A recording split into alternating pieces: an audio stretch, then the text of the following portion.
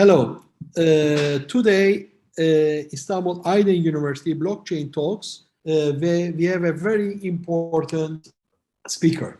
I met the speaker in the Metaverse conference in Bled in Slovenia, and he is the assistant professor at the Ljubljana University, but it is not enough to describe him just one of the academicians, because at the same time he is an artist. So it is very good to see somebody in both sides, in technical and also on the creational side. And he will tell us today, his topic is what went wrong with NFTs and how can we potentially fix it. So I think it is an interesting talk title. And today I would like to present again Martin Petric, and he will be our speaker. Please welcome, and floor is yours. We are listening to you. Thank you very much. It's a big pleasure, Erol. Thank you for inviting. It was great to meet you live, of course. Just if I can have one more second, I think I have a problem with the sharing screen. I have to open my system preferences. Okay, it's not allowing me. Okay. Here, okay, Zoom. Later. Okay, let me see. Okay, desktop. I can share the screen now. Great. Thank you for such a nice introduction. I will, through my presentation, I will introduce what I'm working on, how I came across the Web3 premise, and how the NFTs changed the way I see. I look at the world, in fact, because it's become pretty revealing from my perspective how the markets are evolving and how they are influencing the world we live in physically on the end. So let me know, please, Erol, if you will see this keynote. You see the screen?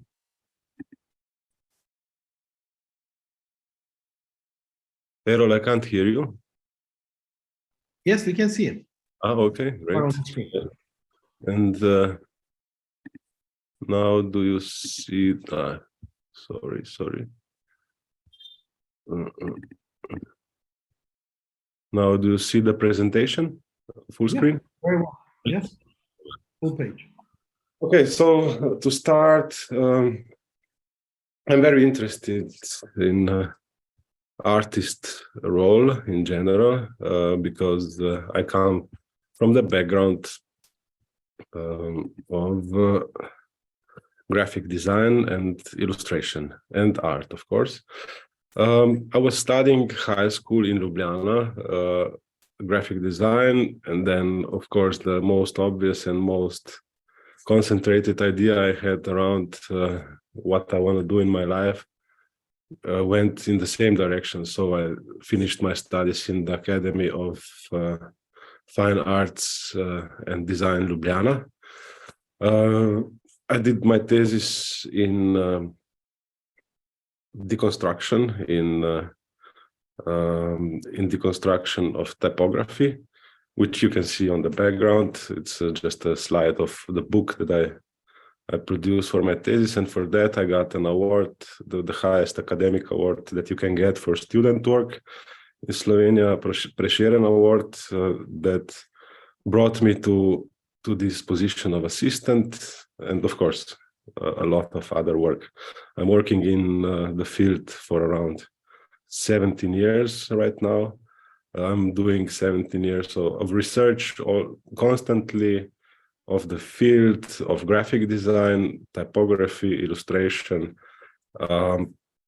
and of course interaction design, which on the end that I totally coincidentally started teaching in, because there was no assistant or professor available at the time that would have the knowledge, and I took over the course of interaction design.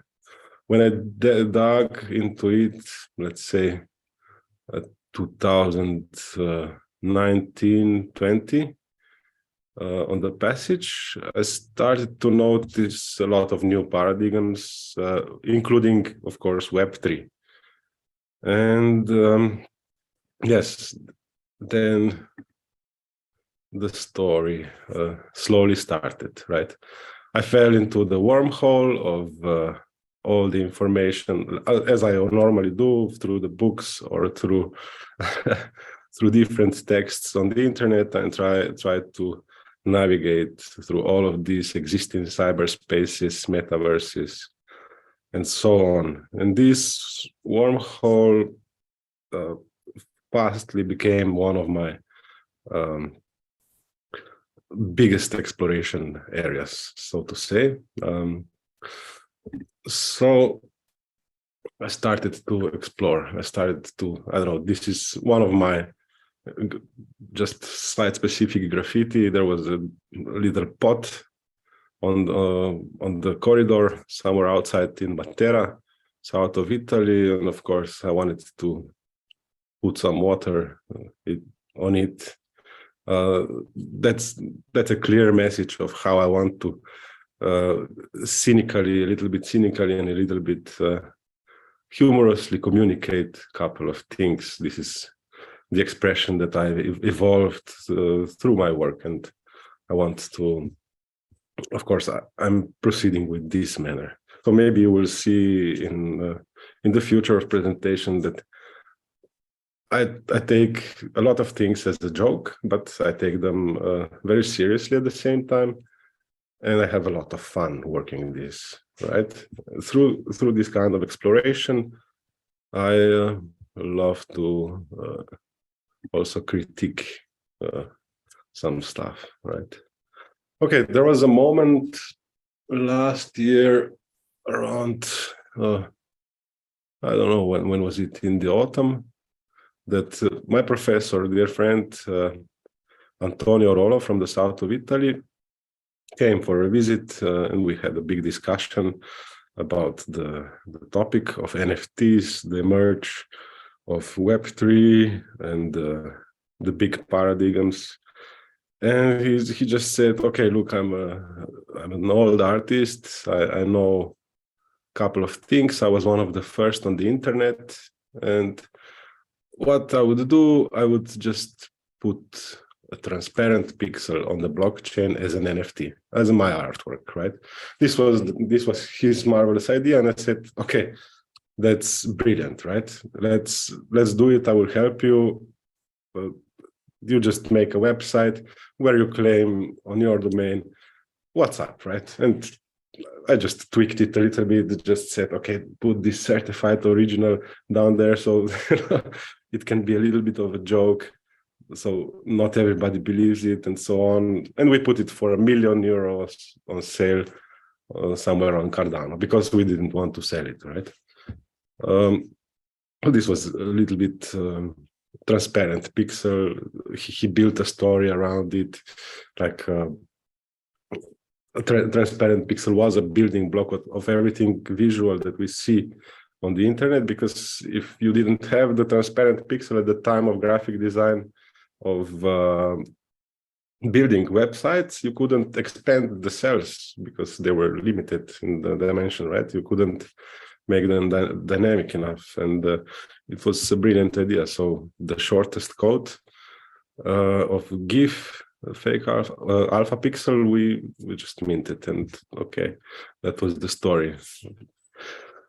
Over the period of my exploration, I found that there was a lot of big problems in the space, a lot of scams, a lot of malicious people, a lot of, lot of dangers. So you could get hooked up to something. So I produced of course, the obvious response, a funny narrative of a fake alpha pixel. So fake alpha pixel was was a project exposing fakes all over the internet, right? Because everybody was copying images, copying JPEGs, and putting them to other blockchains from original NFTs, right, on Ethereum, and putting them on other blockchains and sold them as the original ones. You know, every smart contract blockchain that was available at the time that could be utilized. I don't know. I think it was 8 or 9 last year. I used it to produce these transparent pixels with declared. So I declared it was an art project, and copied and pasted the source of the alpha pixel. So I made a bit of promotion for alpha pixel, but sincerely, I said, okay, my art statement is I'm copying these pixels because it's nothing on the end, right? It looks like this.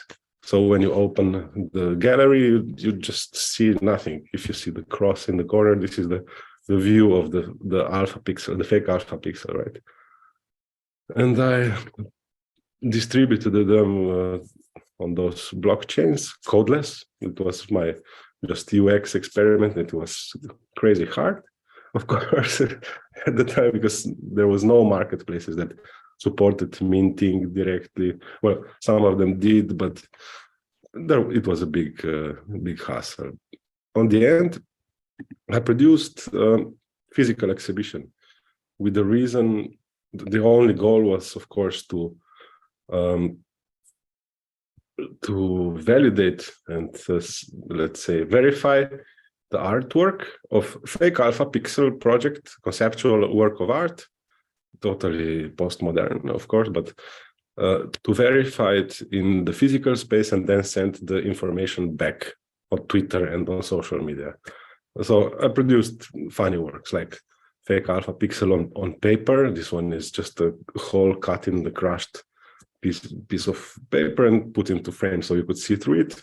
On the other side, on the bottom, on the pedestal, it was written, it's a hole. So it was a reciprocity thing, a joke, playing with semantics in this way. This was the exhibition. Here's another installation, the big 3D pixel trying to crush another one under and so on. This was also another experiment where I mimicked the action of people that actually took the Banksy out of the wall and put it to a gallery, you know, the phenomena, which was very, very known and very scrutined.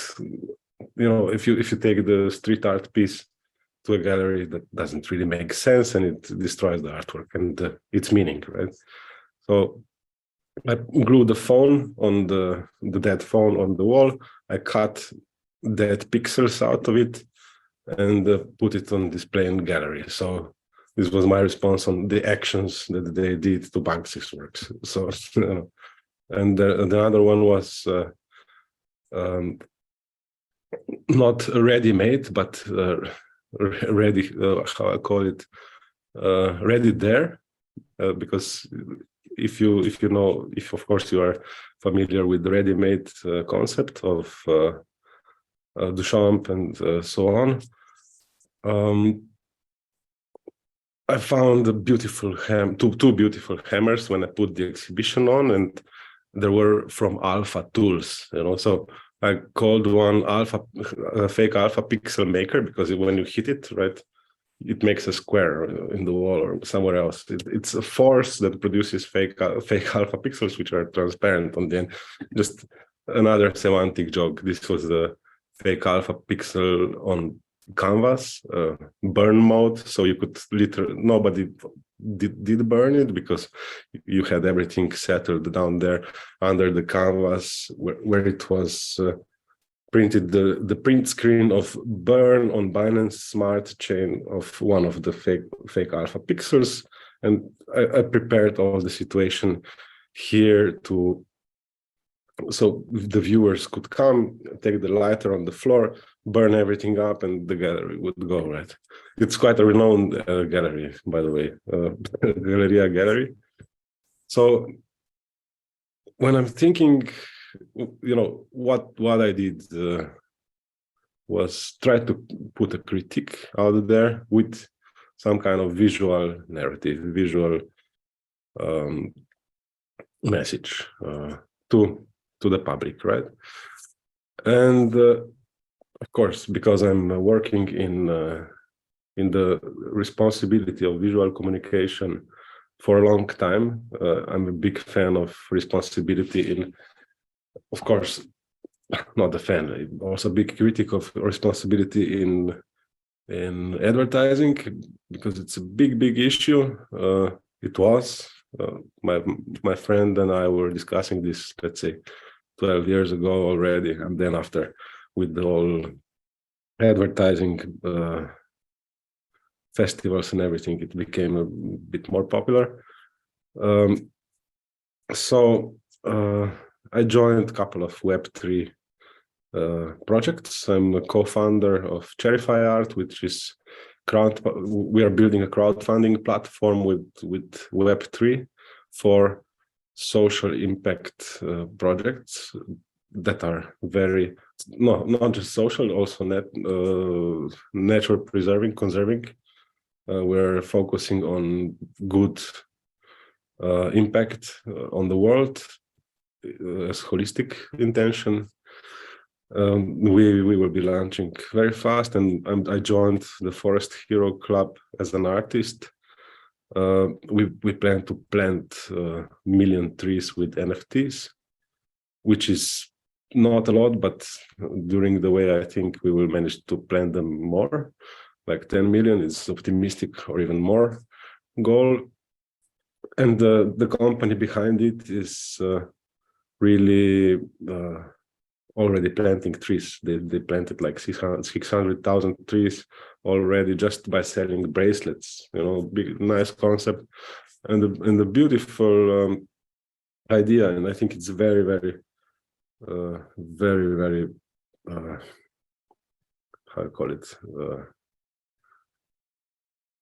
important thing to do, right? And it's I'm very honored to be a part of it. Social responsibility. Not just social, of course, it's natural responsibility in this sense, right? And I'm a core team in Slovenian Web3 community. On the right, you can see it.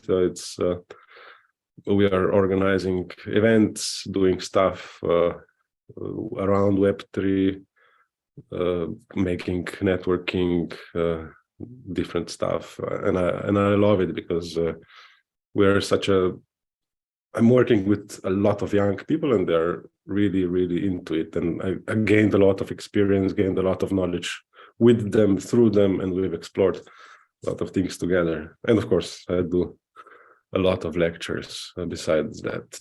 So what I learned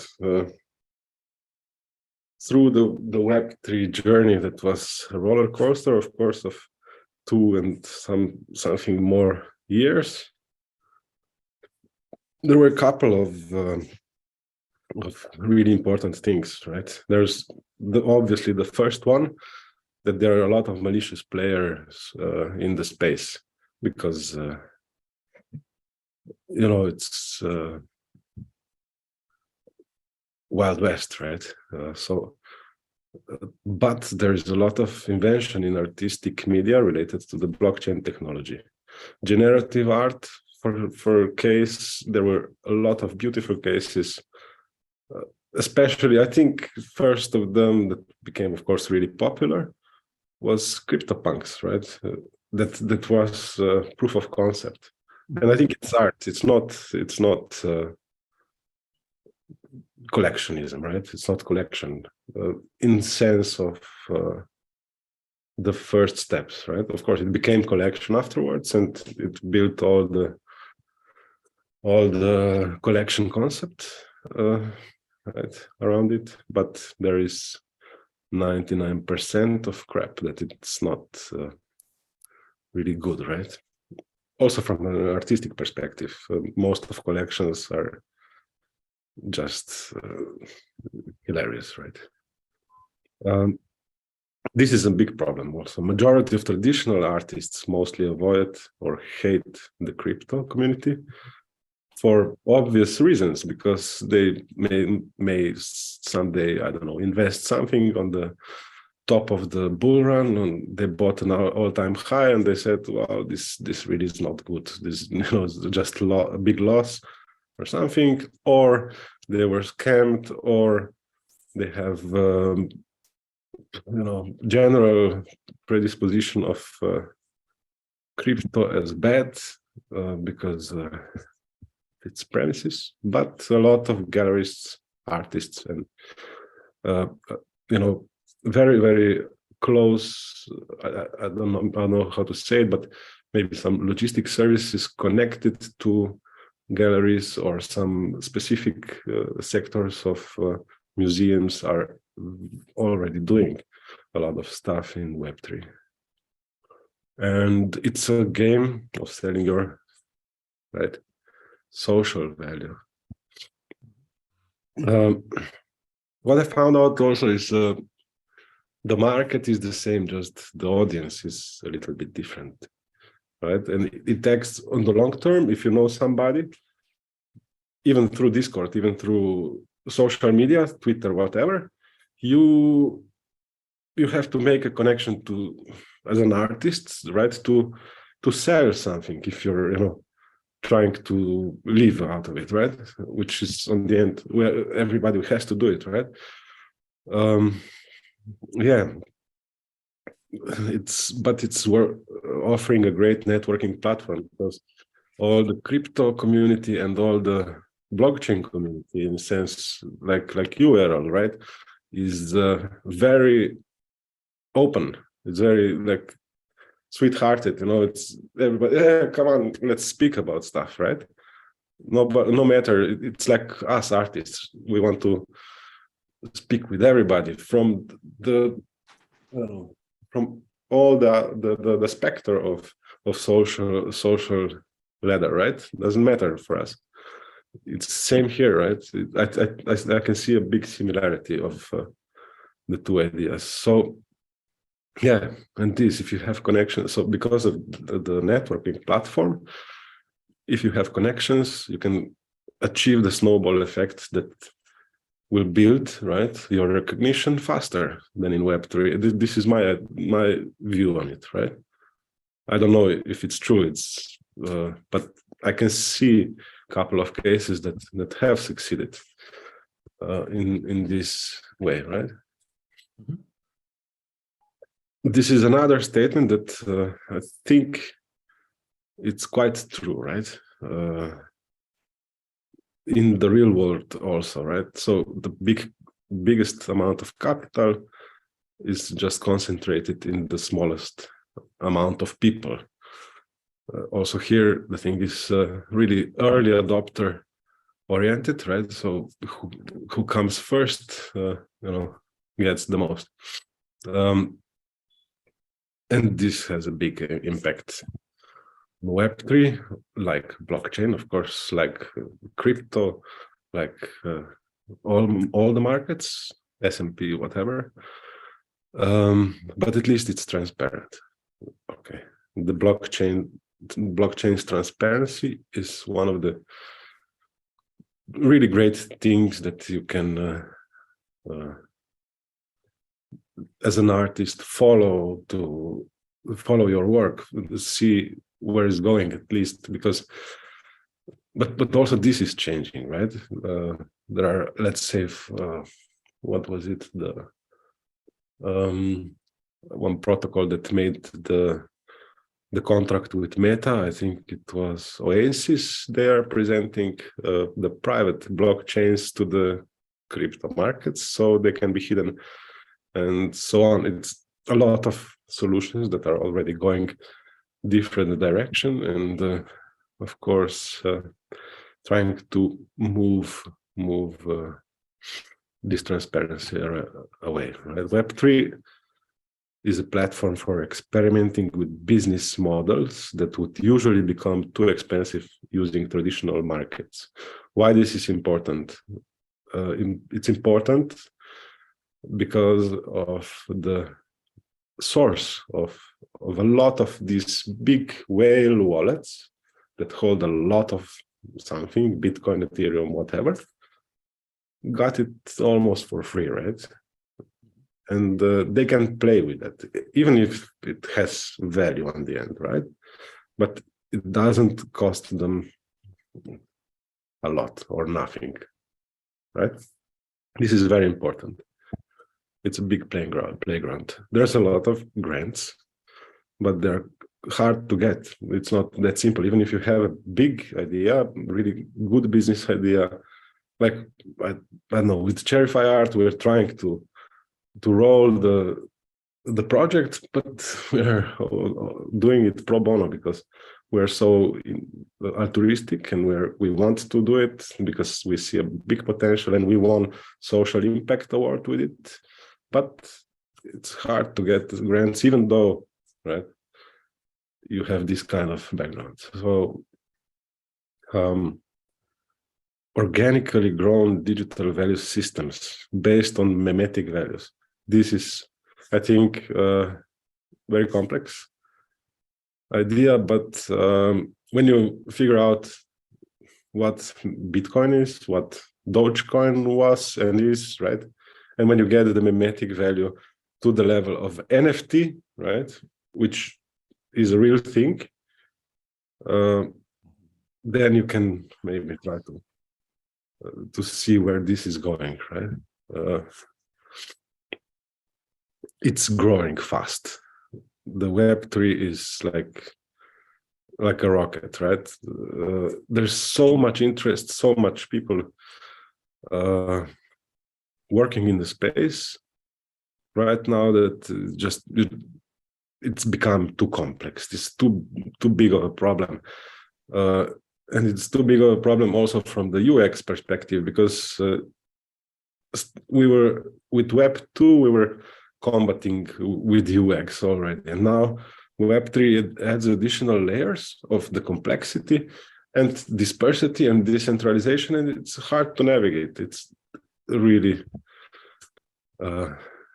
Wild West. It's a great platform to work on, but Wild West back alley casino, right? Just on steroids. That's the way I see it. And correct me if I'm wrong, Erol. No, you're wrong. You know, and what I see maybe could be a solution to this problem would be a basic regulation to establish some kind of a fair play and try to just eliminate as much as possible the bad actors, right?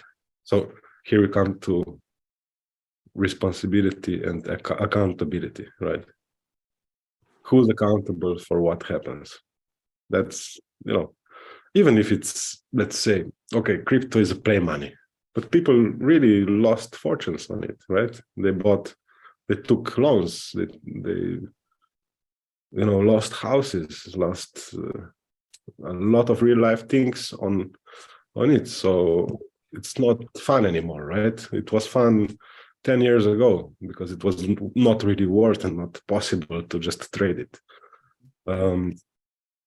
And I think artists and designers will have to lead the way for new jobs that will set better standards. So UX, art, and design will have a big role in putting the perspective what we will be doing in the future to make the space more simple to understand, because now it's just getting out of control, right? And this is the last one for this presentation, which is we are decentralizing our thoughts with the slow centralization of the world, right? This is the position we are living in right now. And I'm not some kind of a big idea guy that wants to go there somewhere and want to push everybody in the same direction. No, of course, I try to I just try to understand, learn as much as I can. I always say to my students, I came here to learn things from you, not to teach you, right? I know a couple of things. I can guide you. I can be your some kind of compass or something if you want, but teach me, right? And that's the way how we do a lot of projects that are on a very cool level, and especially with interaction design, we do a lot of nice research on that topic. This one, I promise, is, I don't know, is it the last one? I very highly recommend you to read this book. Now it was translated in English by Axioma, Slovenian Institute for Contemporary Art. A very good piece from Domenico Quaranta. And that's the quote, I think it's the most relevant right here. Art, after the postmodern age, they said art is dead, right? This metamodernistic idea started to revive with combination of postmodern and modern, or maybe unio-modernistic idea started to lead the way a little bit back, right? Back to the future. Yeah, I think art is still has a bigger role than Web3, and the markets are stronger. Not just the markets, the ideas and the visual culture is stronger than Web3 culture for now, right? And it will influence it a lot. So Domenico Quaranta, kudos, right? And this, if you want to follow me, just go to my link tree. You can see all the links there. And that was about my start of presentation. So Erol, if you have any questions. I have. So now I have few questions I already noted, but I prefer not asking all by one of one. So it's better, Martin, I will ask all my questions, so then you give an answer. First question is, what do you think about the NFT Web3 phenomena, their value to our society, and how do normal artists, not as you said, superstars, fit in that equation? That's the first question. The second question is the art world changing because of what happened in the past 2 years with NFTs? You just touch a little bit, but I would like to hear more. And based on that, would you change anything you did in the past NFTs production? And if so, what? And the last, what would you like to see for the Web3 environment in the future? So if you give me, you can summarize as you like my 4 questions, we will be very glad. Okay, yeah, nice questions. First one was the value to our society of Web3, right? And how artists fit in the equation. I think the value is, like I said, it's a big reflection of our utopic systems, right? Utopic hyper-capitalistic systems that will transform and evolve, and let's hope for the better. I'm very very keen on.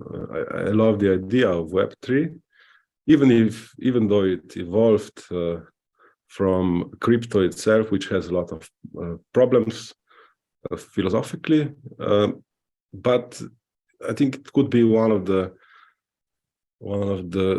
brightest things that crypto has brought us. Right? It could be. I'm speculating here, right? But normal artists, I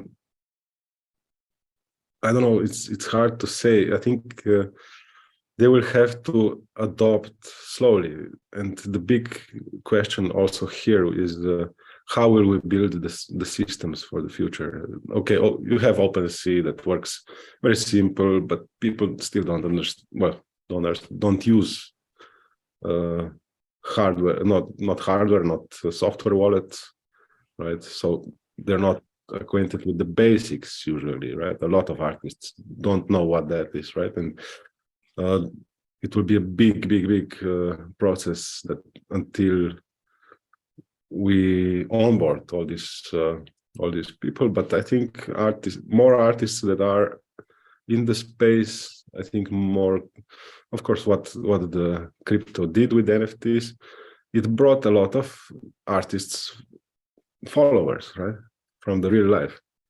So everybody, there was a beautiful documentary which was a very huge critic, and I disagree in some parts, but this was The Line Goes Up. I highly recommend also, if you go check it out. The Line Goes Up is about NFTs. It's quite old already, but I think 1.5 hours or something, very worth spending to see other perspectives.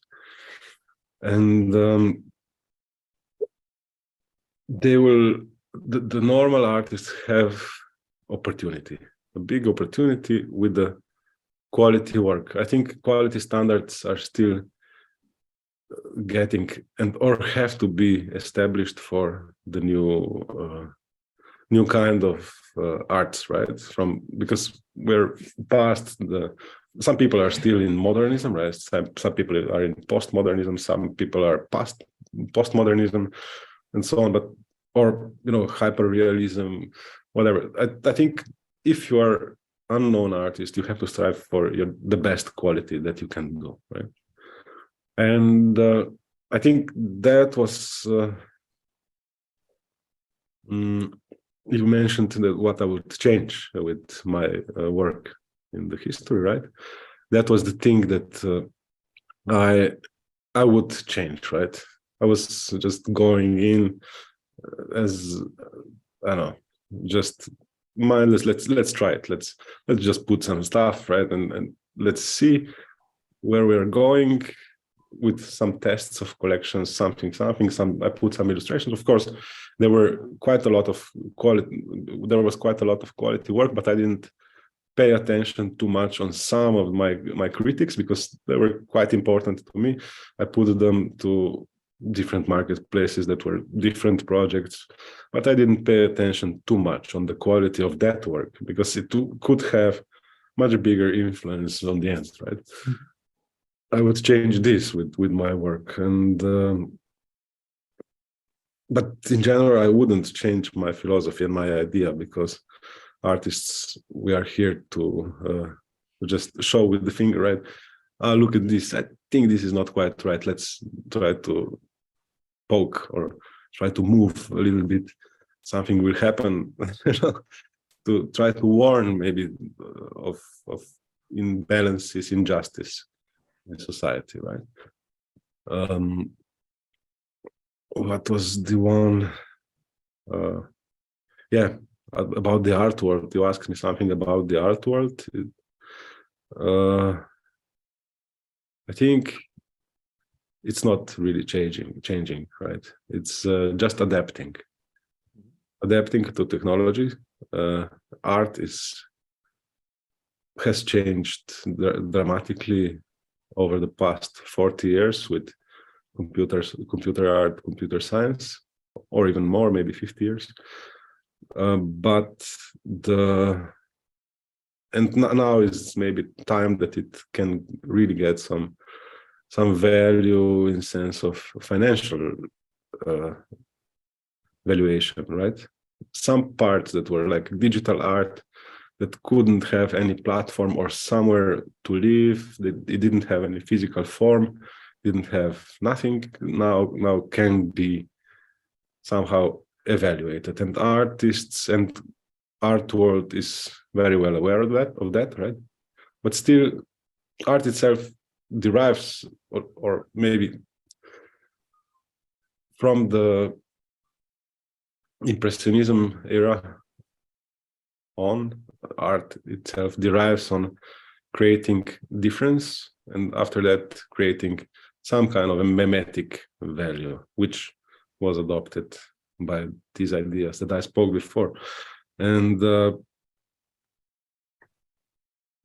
it will change organically, not just because the NFT and Web3, right?